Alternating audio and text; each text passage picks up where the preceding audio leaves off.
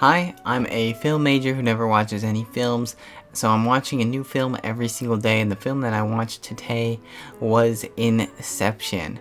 Now, I have seen this film before, but it was like 10 years ago when it released, and I was like 12 or something.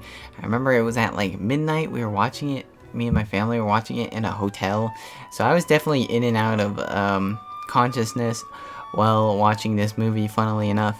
But as I was watching it, I realized I was remembering a lot more of it, and it's a film I've always wanted to revisit, and I just found the time to today. So yeah, lots of people know about Inception. You know, it's basically it's a heist film. But in this heist film, they are going inside of dreams to plant information in order to, extract it out and action and a game plan in the real world. And so there's this sort of shared consciousness that is happening when they all get entered into this dream state together, and they just kind of keep on layering in these dreams as they need to convince the person that they're going into their consciousness of, like, more ways just to be able to manipulate them and go deeper into their consciousness to find more deeper rooted secrets and stuff.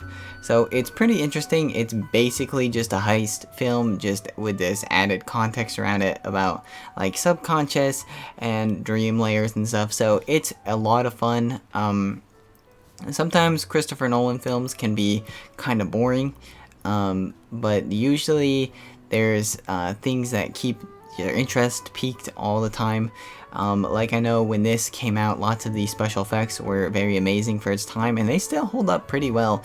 Stuff like, the ground like exploding up and going in slow motion, and the walls doing the same thing, and then people interacting with it. Of course, there's the famous hotel hallway scene that most people know about, where it's actually like a rotating room that they have, and it's really cool. There's a lot of cool action shots in this film, despite it mostly being a heist movie. There's always action in heist movies, but for the most part it's about how to avoid any kind of conflict that might be coming up.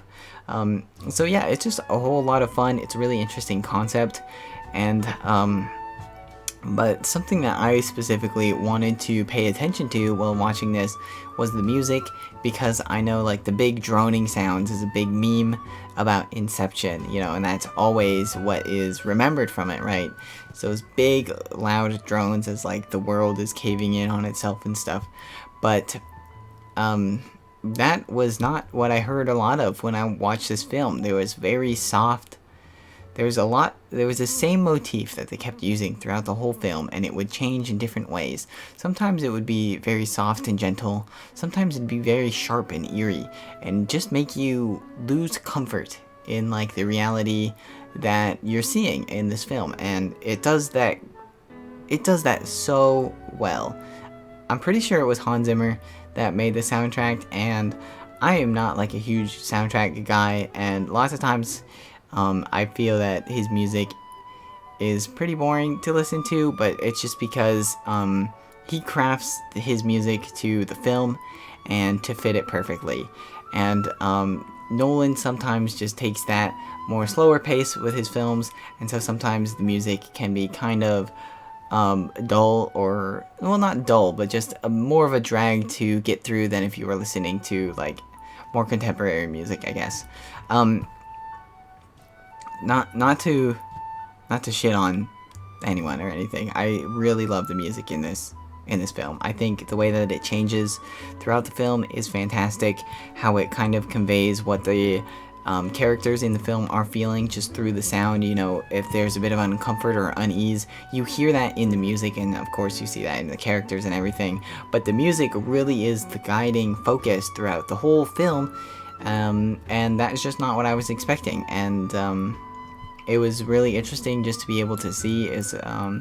I think it's called Time is the track. It's a great track. Of course there's going to be a bazillion different versions of it just because it plays throughout like the whole film, but yeah, that's just amazing. I am losing track. This is a film review anyways, so get back to it. Yeah, it's a pretty amazing film. I feel like Lots of people always said it was very confusing, and I feel like the only parts that I was ever confused about was because I had like fallen asleep in it. But now rewatching it, it definitely seems pretty clear. It doesn't seem like super confusing like some of the messages of the films, or really how it ends too. There's a bit of a cliffhanger on there, but it's pretty obvious to what the ending really means, especially if you're paying attention to like the cuts and how things happen, specifically in relation to like the dialogue at the beginning, where he says like you'll know if something's reality or not if you know like where you came from, how you're getting there and stuff. So just being able to watch like that whole end sequence kind of really does just show what kind of reality is happening at the end of the film. Not to give away any spoilers or anything, so I won't touch on that anymore. I just kind of figured I would say that since I know lots of people have seen Inception. And yeah, it's a great film. There are some kind of boring moments, and I feel like sometimes the acting was a bit it just seemed a bit insincere sometimes. So there's definitely things that could have elevated this film, but overall it's a fantastic watch. Everybody should watch it, of course. This is a strong 8 out of 10. Yeah, I don't think I enjoyed it so much I could give it a 9, but for me this is an 8 out of 10 enjoyment level. So of course, if you've seen this film, let me know what you think about it. Inception's one of those modern classics. I would love to know what you think about it, and if you have any film recommendations for me, I would love to hear that as well. So yeah.